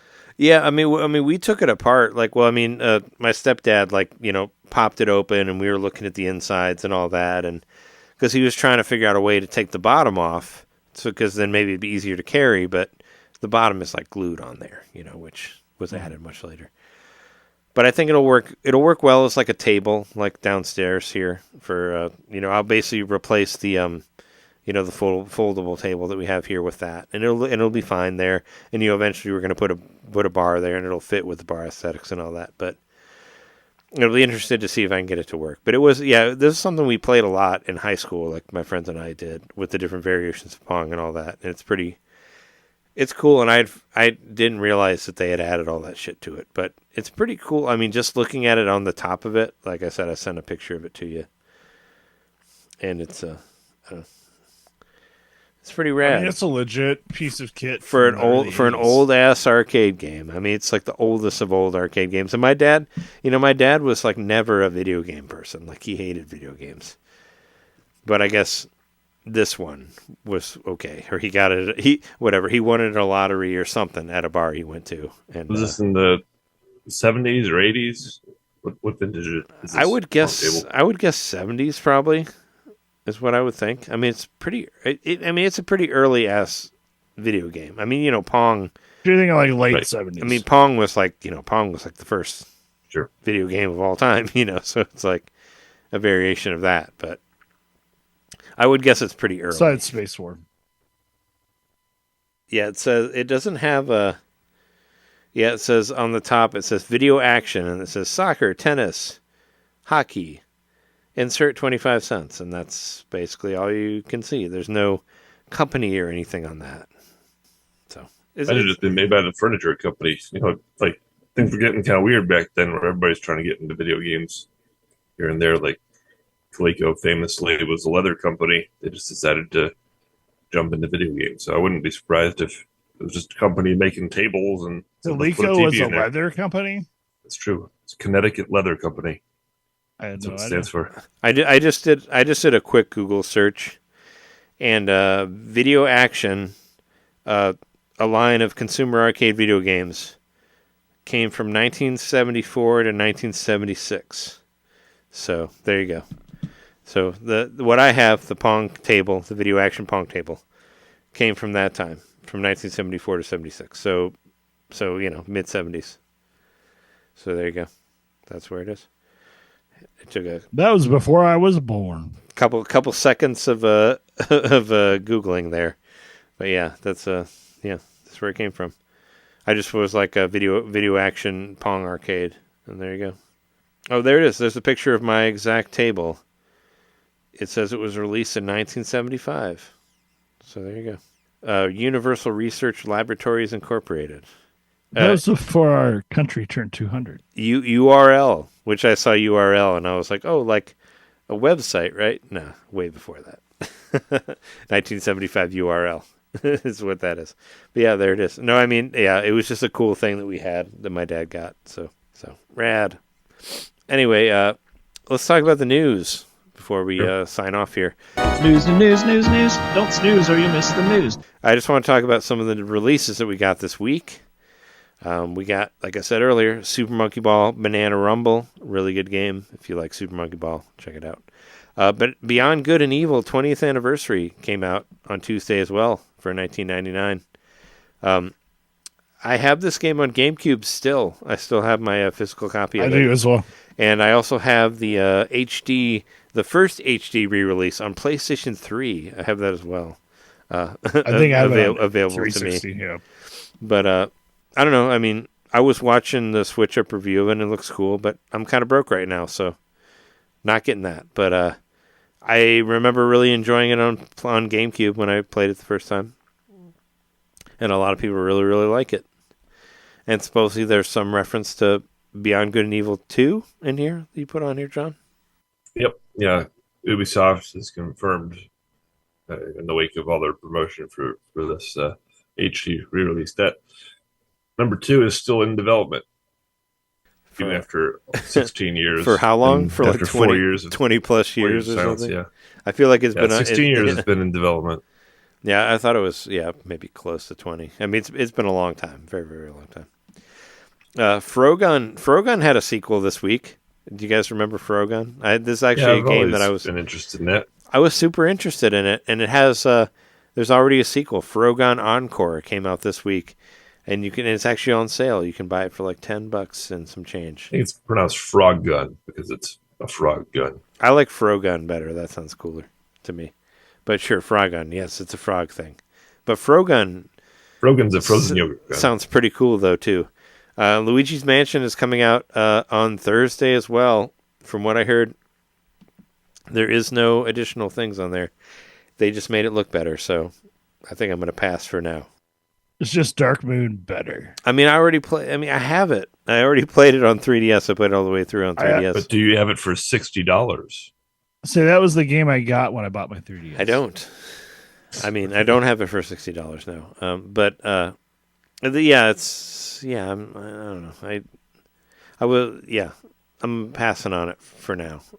But speaking of $60, they've put all the stuff from the Nintendo Switch, from the Nintendo Direct. They're all up now, and surprise, surprise, Donkey Kong Country Returns, $60.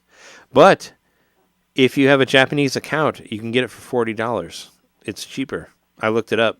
Actually, I was just on the Japanese eShop last night, just fucking around on there to see what was on there, and you can buy Donkey Kong Country Returns for $40, but you can also buy Mario and Luigi Brothership for $40. You can buy Paper Mario or Mario Party Jamboree for $40.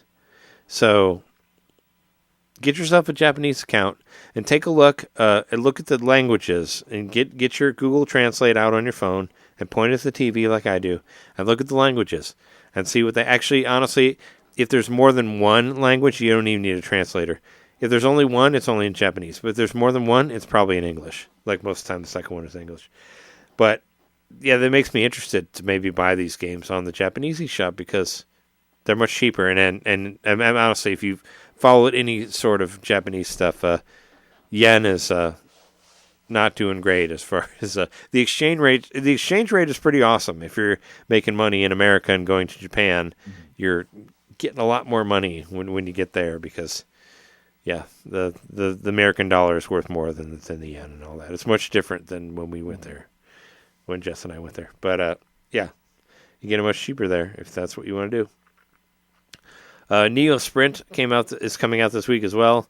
It's a sequel to Atari Sprint. It's a top-down racer. I've never played this game. I just was like, hey, there it is. We're Atari putting out new stuff. Yeah, Atari called Blood, which looks really interesting. It's called #Blood. I saw that on one of the. It was on some. It was one of those directs. I don't remember what it was. It was right before the Nintendo Direct. It was like last week or something. I saw. Yeah, it's an action game. I wouldn't quite know how to classify it beyond that, but I flagged it because I think the animation looks really cool. It looks almost like a Cartoon Network show, almost like a take on Dexter's Lab or something like that. But it's definitely a mature game. It's bloody and all that. That's very cartoony. #Blood as in like BLUD. BLUD. Right. Yeah. Yeah, it's got my interest. The animation looks really fluid. So I'm interested in this game. BLUD. Braid Anniversary Not Edition. funny, Blood. So I think it's funny that you put you put Braid Anniversary Edition on now because this came out like 2 months ago. It's been out for a while. It's did I get it wrong? It's been out for a time. It's not this week. It came out a long time ago. We never. So I put it on there because from Nintendo's YouTube channel, they have it says 5 days ago a launch trailer. Yeah, maybe not enough people bought it or cared. But no, it came out. It came out like 3 or 4 weeks ago or something like that. But it is out. I was curious because you had shown interest in it, John, and it came out. Let's see. It didn't bring it up. Oh, there it is. Let's see. It came out. Oh, May 14th. It came out May 14th. So yeah, a month ago. All right. Well, never mind on that then. But you have interest in this game, John, and now that you know it's available for Switch, what is your thoughts on it? Are you? I'll wait till later. I mean, I've already played through the whole thing on when it came back out 15 years ago, whatever. It's only $20. I'd be interested to see. I think this one. I think this one has more pretentiousness to it. This version. I'm kidding. I'm just throwing shit at the creator, who seemed like a total asshole from the indie movie, the indie game movie, which I do think is a great movie, but he kind of seemed like an asshole. Seemed incredibly pretentious on that one. He was like, anybody who doesn't get it, it's not smart enough. I'm like, all right, cool. Yeah, fuck you, dude. But Are you talking about Fez? No. I'm talking about the Braid dude. I thought the Braid dude looked like a total prick from the indie movie. You remember the indie game movie? Did you ever watch that? The documentary? I never seen it, but yeah. It was really good. I mean, well, actually, in comparison of the three people that are in there, the Braid guy looks the worst. If you look at it, the Fez guy seems fine, but I mean, the Braid guy seemed incredibly pretentious, like where he's like, "Oh no, I'm a genius, and if you don't understand it, you're an idiot," like that sort of thing. Like that's kind of the way he talks about it, and he's very much like of his own asshole. And it's like, okay, dude, well, yeah, fuck you and your game. But it's pretty. I don't know. I played it on PS3. I never really understood it. Well, somebody got taken down a peg this week.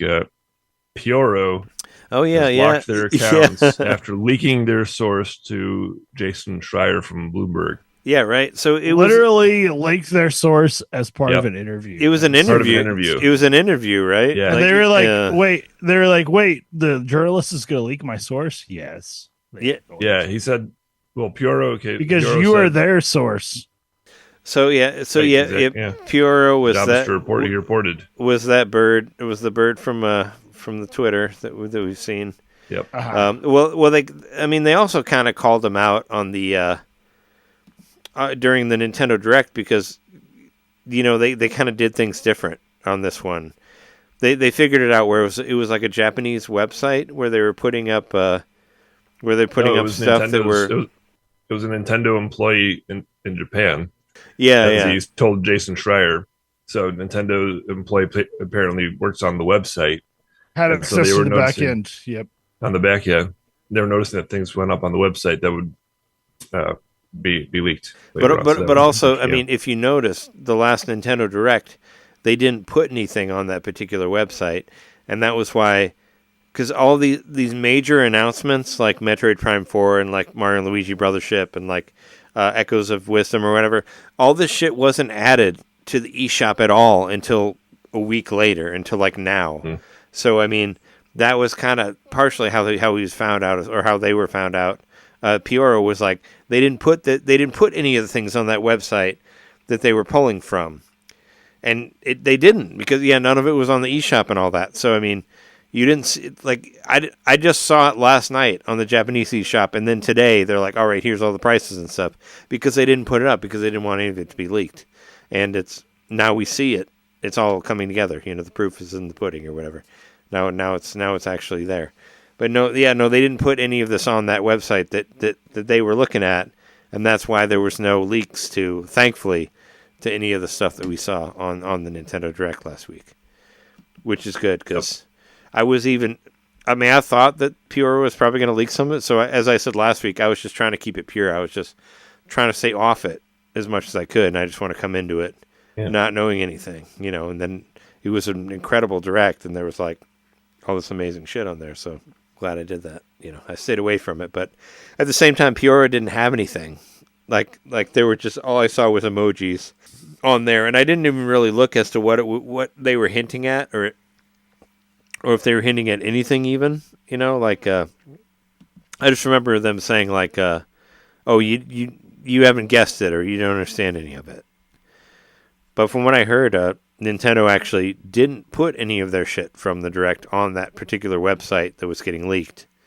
And that's also part of how they kind of figured out what was going on here.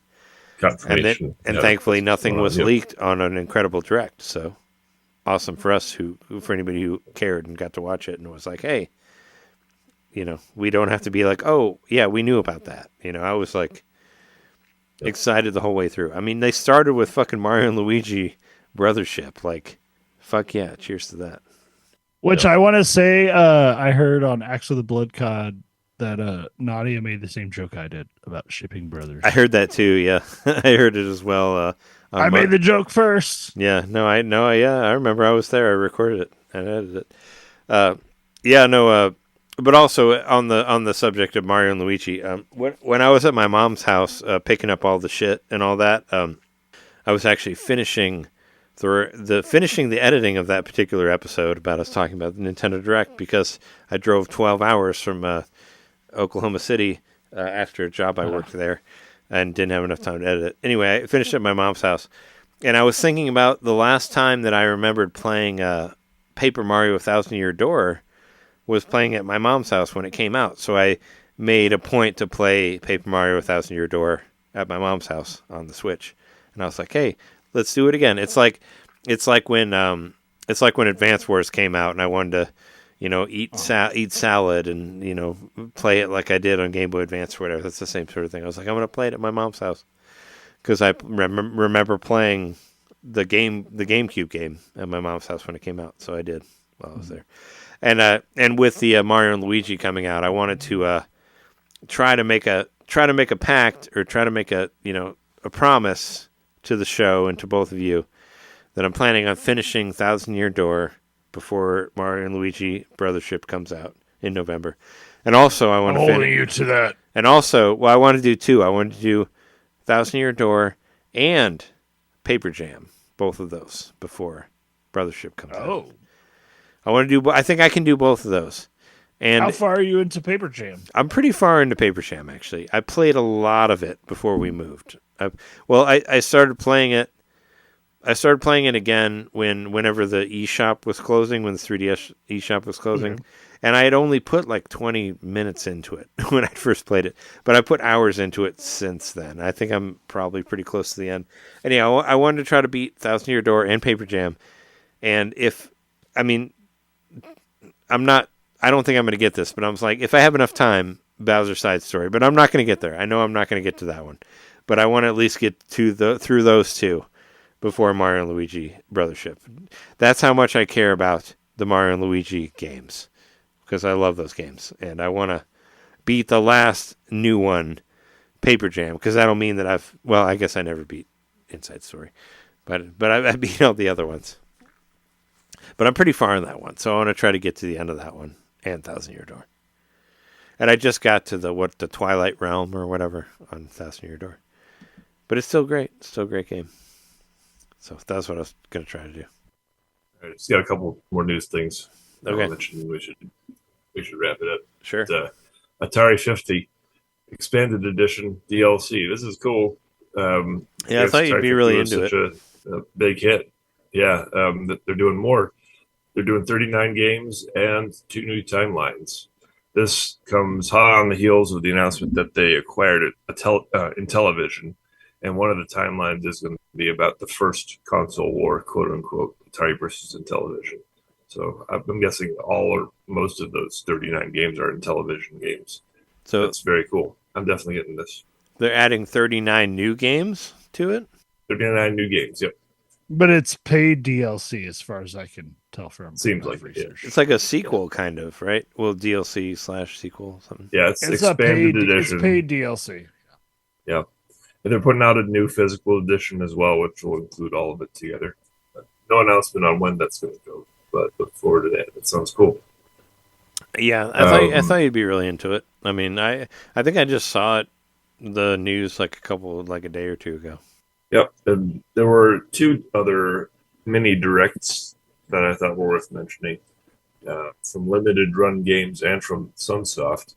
There was a bit of crossover between the 2 of them as far as the concept they talked about. In Limited Run, they announced the Fighting Force Collection. I said, this is cool. I've always liked this game. I rented the first one back on N64 back in the day. And for those who are not familiar, they're 3D brawlers.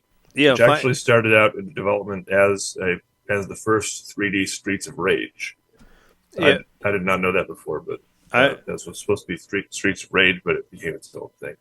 Oh, Fighting Force was in there? I remember Fighting Force. I mean, for me, at the time, it made me think of like, this is the next level of Final Fight or whatever is what I thought of. And I never really played any of them, but I was interested because I like beat 'em ups, and yeah, for me it looked like a Final Fight type game. So what are they doing with it? Are they re-releasing it for whatever? Final Fight, Fighting Force Collection. So it's number 1 and number 2. I think that's all there was. On Switch? Games. Yep. Oh, cool. I'm in next year. Oh, I'll buy that. I'll pay for that shit. I'll definitely get that. I think that might have been the first beat 'em up that I played in 3D. At that time when everything was evolving, you were always like, I don't know, will this genre make it? Will that genre make it? Yeah, maybe it was not perfect, but it was a good first swing at beat 'em ups in 3D. Tomba 2. We already heard about Tomba 1. They announced that they're doing Tomba 2 as well. Yeah. Don't we already have a Tomba coming, or hasn't? Yeah, not quite out yet, but we have a. They're doing that. Yeah. The first one comes out in August sometime. I think it's August 1st. But number 2 is to be determined. We don't know it. Jeremy's going to love this one if you haven't heard already. To be determined. Tumba determined. Bubsy in the Perfect Collection. What does that even? We're getting a Bubsy collection. Oh God, why? What could possibly go wrong? Exactly. Nice. Right on. I mean, I'm not gonna lie. Although I've ragged on these games, I'd be interested to see how they put this together in a collection and give it some context and all that. It has my attention. I played. Here's my experience with Bubsy. I played it once in high school, and I gave no shits about Bubsy. That's my thoughts. I played it once, and I was like, "This game's not good. Move on." And that's my thoughts on Bubsy. That was the end of it. I'd be curious to try a Bubsy 3D, just how notoriously bad that is. I rented it once with a friend, like for a sleepover or whatever, and I was like, "Yeah, this game, it doesn't do anything for me." The end. That's my thoughts on Bubsy. The most exciting thing on this announcement, and by the way, this limited run games, it was a nice showcase. They had like 20-something games on there. This is just a handful. But my favorite one by far was Gimmick 2. They're doing a sequel to Gimmick. Oh, shit. I didn't even know about this. How did I miss it? Yeah. It's a sequel. They just did a teaser image. They played the music. As soon as they queued up the music, I got hyped. I was like, oh, man, I don't know what they're doing more with Gimmick, but yep, full-on sequel, Gimmick 2, coming this year. Oh, my God. Sometime this year? This year, yep. I don't like when like sequels are released so quick. You going to get us all codes for that one again? Yeah. So they really need like 36 years or 37 years to gestate. Yeah, you're right. I mean, you need some sort of build-up. You know, you can't just be like, oh, yeah, and now it's out. Now, I mean, they should learn something from Sega Saturn, right? Where it's just like it's out today. Nobody bought it. Oh yeah, we fucked up. Well, I'll definitely try and check back in and see if we can get another interview on the show. Yeah. I mean, is it being done by the people that we talked to, like for our episode? Like, yeah, we should be like, hey, what's up? Or I could try to find their contact info and be like, hey, remember us? We loved Gimmick 1. Come back again, please, for Gimmick 2. Let's talk. Yep, it's Bitwave Games, and I think another company involved is Clearwater Games, if I get that correct. So Gimmick 2 was on Limited Run and Sunsoft? Or it was on both, yeah. I saw it first on Limited Run. I didn't see either of them. I missed both of them. Oh, yeah, you should watch them. I think you'd find some stuff that you'd enjoy in there. Like I said, I was a little busy. I was a little, I got fucking comics and wrestling toys all over the place. That's me. I've been a little busy with shit. Sure. Yeah, so Limited Run's doing the physical edition of Gimmick, and it'll be available, of course, digitally as well. But on to the Sunsoft presentation. Sunsoft is back, number 5. I love these. They're so, like, homegrown and... you see all the seams and all that, but it just makes it all the more charming. Sunsoft is back for the 5th time, right? Because it was back so many times before. They only talked about 3 games. It was a short one. It was only like 5 or 6 minutes. But Gimmick 2 was one of them, and it was the same information as on the Sunsoft one. Another game called Ark of Sharon. I don't know how to pronounce it. The Covenant. Sharon. Ark of Sharon, sure. It kind of looks. It reminded me a lot of Spiritfarer, except for instead of being on a boat, you're on like this giant walking creature throughout the forest. It looks pretty cool. Like you're building your ship, so to speak, and it's also a little bit Animal Crossing. And that you have like different rooms and different things you can grow and that kind of stuff. At least that's how Spiritfarer works, and this looks a lot like that. So I'm interested in that. Comes out in early access on Steam on July 9th. No announcements for Switch, but it looks like it could be pulled off on Switch. And then the last one, they talked about Clock Tower again, which was again no new information. There was a trailer going on around Summer Game Fest. It was the same trailer. I'm gonna get that game for sure. Yeah, I'm me getting too. the Clock Tower game. I'm in. I'm into that shit. No. You don't play Clock Tower? I already know what time it is. I don't need a video game to tell. I already have a watch. Thank you.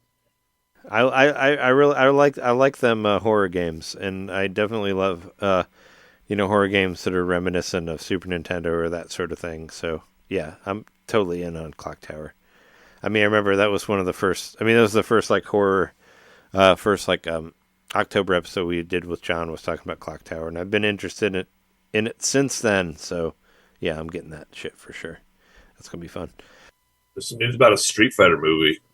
So speaking of Street Fighter, Capcom stuff, there's a Street Fighter movie coming on March 20th, 2026. So you have a little bit of time to gird your loins and prepare for this. Yeah, but isn't like that kind of crazy? Isn't like the Street Fighter movie being made by that horror director, like who did the one where you hold the hand and communicate with death? Like Jess and I watched it. No, I'm pretty sure that it was like it was a really it was a good movie. Like the horror movie was good, but it was kind of a crazy thing where it's like, oh yeah, you did this fucking cool horror movie, so here, do Street Fighter. Like, it was like, what? Like, what? Like, what? Like, what the hell? It was Talk to Me, right? Or that one where, That's what it's called, yeah. Yeah, I think it was the same director, right? Hold on. I'm gonna find it out right now. As long as it maintains, that gritty, but at the same time, kind of lighthearted spirit that Street Fighter has. Like, it should be a fun movie.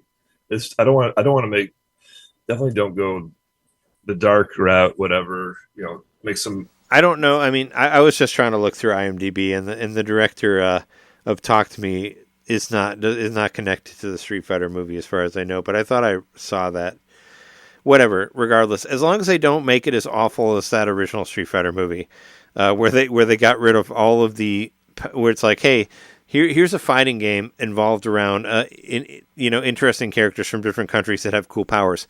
How about we get rid of all of their powers? Let's have them have no powers for the whole thing, and then we'll make this really shitty live action Street Fighter movie. Hopefully they stay away from that. Look, I do maintain that movie. That movie has some camp value. It's not what a great Street Fighter movie should be. It's got one really good line in it. I'll give it that. It's got one great line in it. I was saying it's a terrible movie, but that movie was just a Tuesday to me. Is all I'm saying. Yep. Yeah, that was a great line through the whole thing. But it's an awful movie, and they shat all over the material that they're trying to use for that. It's like, hey, let's take a movie and not give a shit about anything that's in that. But what's really cool is Tetris 99 is having a F-Zero 99 event this weekend. So the 99s are combining finally together. Oh my goodness. So check that out. That's so many. I'm going to be there. I'm there for that. I mean, I love themes for Tetris 99, but also, F-Zero 99 is one of my favorites. So that'll be cool. I just hope they do a Tetris theme in F-Zero 98. They should, yeah. And I saw this. I just want to mention it. Time Splitters 1 might be coming to PS4 and PS5. I fucking hope so, because I never played Time Splitters 1. And I will pay whatever it costs without having a PlayStation Plus membership so I can play that, just because I never played that game. I'll pay the $5 for it or whatever. The PS2 stuff that's on PS4 or 5 is not expensive, so I will pay the amount of that because I would love to play that game. and it would be fun. But I think that's it, right? Is Yeah. there anything else we have to say in here? Yeah. I don't think so. Cool. All That's right. time. Let's split. Let's split. Oh yeah. Yeah. There was a joke in there somewhere. No, I know I got it. Now. That's been episode 428 of NintenDomain. Thanks everybody for listening. And if you want to hear more of us, go to patreon.com/NintenDomain podcast. And you can hear our most recent expansion pack, where we talk about our 6 favorite summer and water games. It's pretty fun. I had a lot of fun listening to it and editing it and all that. We got some fun games on there, so check that out. We bring in summer with all that, and for only $1 you can hear that, and also for $5 you can watch us. You can watch videos of us as we record it. We don't have to wait and all that, and you can listen to the Erdtree radio, which will be out this weekend, the double episode of May and June, I think. Whatever. It's whatever, maybe April and May. Who knows? It's gonna be like 4 hours of awesomeness is what it's gonna be. Just be ready for that.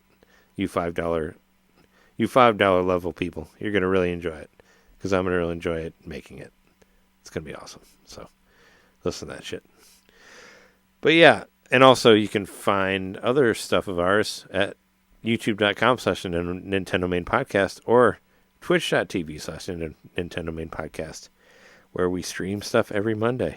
If you liked me talking about wrestling toys, tune in there, because I talk about a whole lot of wrestling stuff on that and whatnot. We've been your hosts. I'm Trey Johnson. Jeremy Kelsey. John Nitter. And thanks for listening. We'll see you next time. See ya.